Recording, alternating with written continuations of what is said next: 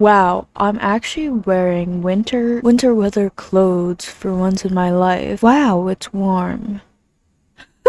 Guys, I think I solved it. My problem wasn't that I am just completely, irreversibly, forever sensitive to the cold. I'm just not wearing the right clothes.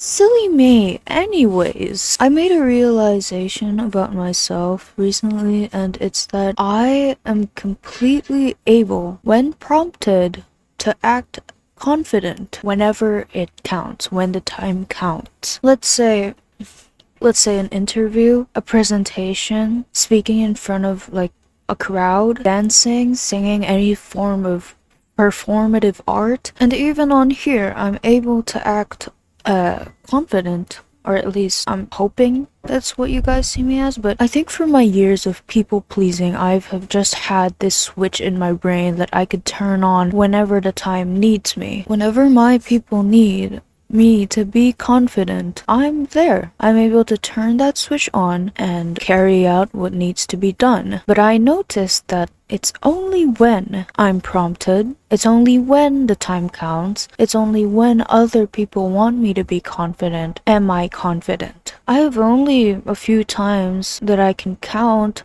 have been confident for myself. And that sounds really sad, but I'm not really caught up in being confident because I felt like because I already had that on and off switch, that would be enough. You know, I can turn it on when people need me. That's enough. I don't really need to be confident for myself, but I'm realizing, right, that no, I'm realizing that my life is so much better when I'm confident. When I turn on that confidence switch, my life is so much brighter and so much more vibrant. The world around me just seems lighter, right? So I guess I'm just stuck here now, like wondering how do I make this confidence passive rather than having a switch for it? How do I just keep it on all the time? Because it seems the switch also has a time limit. And I guess it's part of growing up where you learn to grow more and more confident in who you are. But I feel like I'm already confident in who I am. Inside and outside, I feel I'm confident enough, but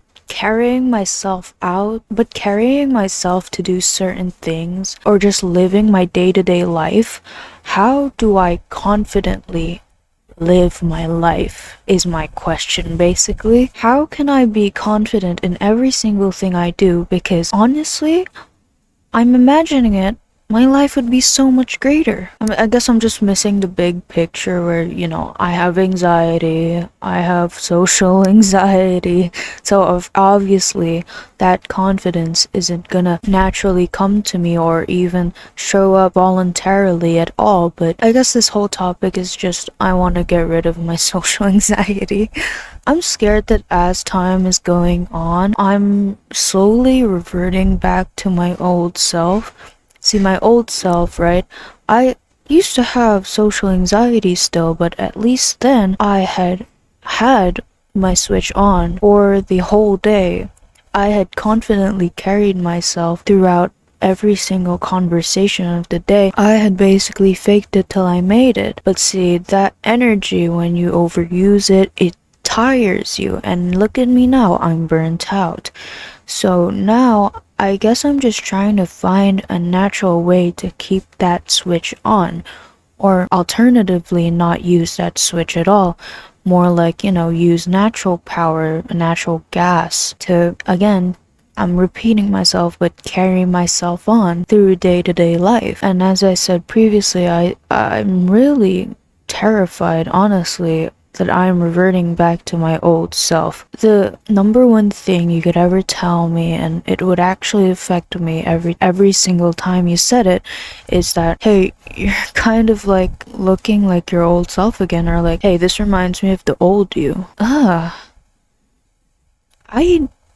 hated who I was back then. I don't I don't like her, okay? I don't like her. And the only reason I'm able to, as I've mentioned, I'm able to be confident in who I am now is because I'm not her. And I fear that if I try to force that confidence, I'm gonna slowly revert back to who I was, and I'll lose that confidence in myself.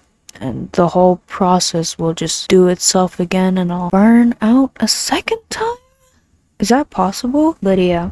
Enough of the crazy talk. I have a lot more to say, but my time here is done. I've passed my 10 minutes. How have I yapped this much? Anyways, why do the Japanese like the cold so much? I sit right beside the window, right? You already see where this story is going. Why the fuck do they keep opening the windows when it is freezing fucking cold outside? In the Philippines, right?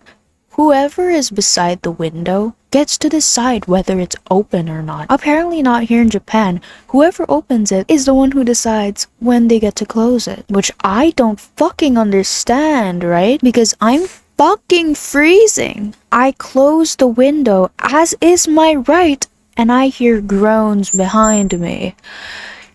Sirs?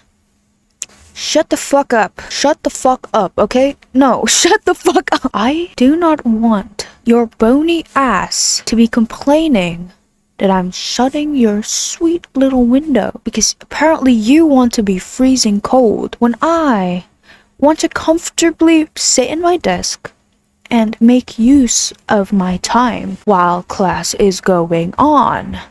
There was a point, right? My hands were numb. I could not feel them. They were also shaking a little bit, and I just kept persevering. I just kept writing, and after it would hurt so bad. My thumb created a whole separate joint. I'm so very convinced my thumb has just produced a new joint, a new knuckle. And it hurts so damn bad. Imagine growing a new knuckle, a new joint. That would hurt so bad, right? Imagine that. That's what it felt like. Why do the Japanese like the cold so much? I don't fucking understand.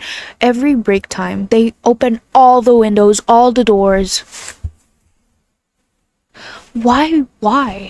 Why, when you can have your sweet, warm, motherly, embracing temperature of a room? Why do you like to be cold? And then they're pulling out their little, like, shakers where, like, you shake it and then it becomes warm. You pull out your little warmers when you yourself open that window to be cold. Fucking make up your mind. Damn.